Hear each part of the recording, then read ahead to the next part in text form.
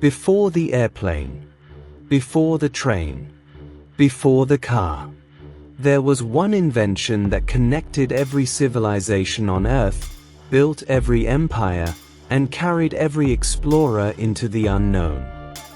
Without it, Columbus never reaches America. Without it, the spice trade never exists. Without it, ancient Egypt never rises to power. And here's the part nobody talks about. Nobody invented the ship. Not one person. Not one moment. Not one country.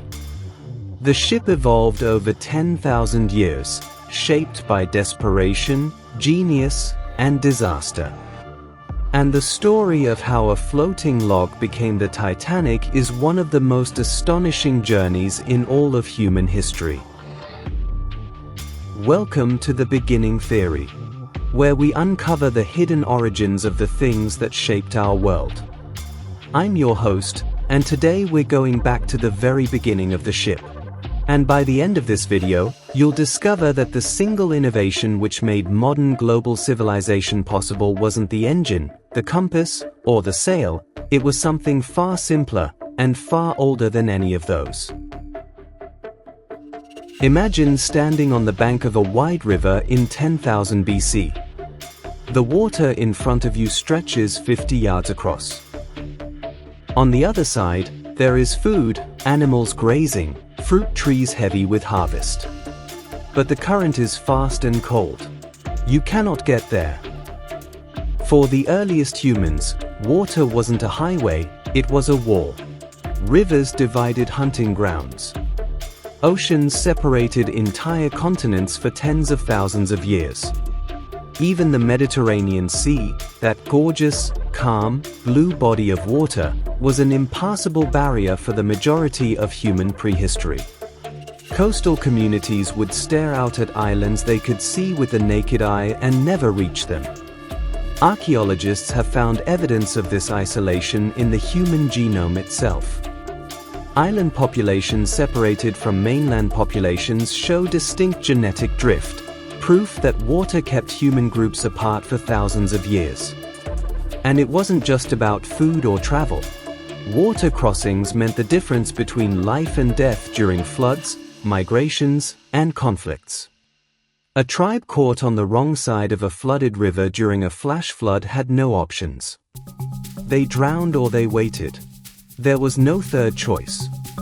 And so, at some point, at a moment we cannot precisely date and cannot name, a human being looked at a floating log and had the most important thought in the history of transportation.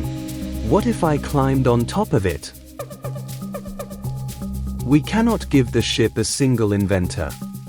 But we can identify the culture that first turned that desperate instinct into a genuine vessel, the Australians.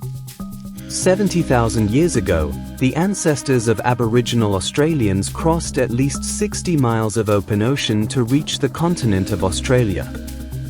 There was no land bridge. The water was deep, the crossing was real, and they made it.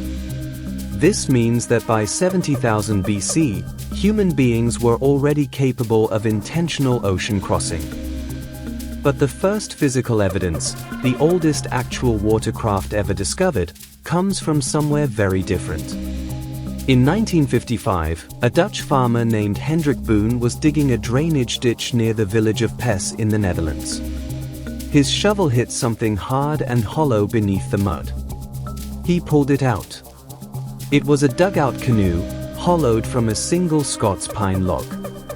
Scientists carbon dated the Pes canoe to approximately 1800 BC, making it roughly 10,000 years old. It is the oldest confirmed watercraft ever found anywhere on Earth. It measures just under 10 feet long. And here's the detail that most people completely miss. The tool marks inside the canoe show it was shaped with a stone adze. That means before the wheel, before writing, before bronze, a human being had the patience and the vision to hollow out a heavy pine log into a vessel capable of carrying people. But the Pes canoe was a river craft, small, slow, and suited for calm inland water. The leap to open water sailing came thousands of miles away, and thousands of years later. Around 4000 BC, the ancient Egyptians were building something the world had never seen. A man named Khufu, yes, the same pharaoh who built the Great Pyramid, commissioned a fleet of boats so sophisticated that when archaeologists found one sealed inside a pit at the base of the pyramid in 1954, they were stunned. The Khufu solar boat, as it became known, is 143 feet long. It is built from Lebanese cedar planks, lashed together with rope, corked with reeds. And here is the detail that changes everything: it has a sail mount. The ancient Egyptians weren't just paddling down the Nile. They were harnessing wind.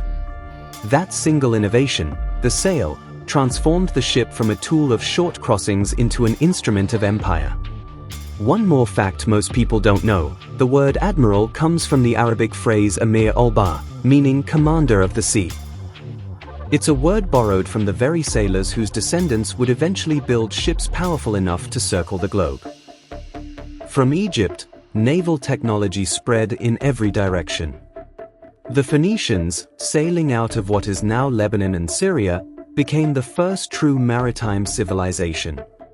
By 1200 BC, their merchant ships were crossing the entire Mediterranean, from the coast of North Africa to the shores of Spain. They didn't just trade goods. They traded knowledge, shipbuilding techniques, navigational methods, understanding of wind patterns and currents. Then came the Greeks. And with the Greeks came war at sea. Around 500 BC, the Greeks developed the trireme, a warship powered by 170 oarsmen arranged on 3 levels. It could reach speeds of nearly 12 knots and ram enemy vessels with enough force to splinter their hulls.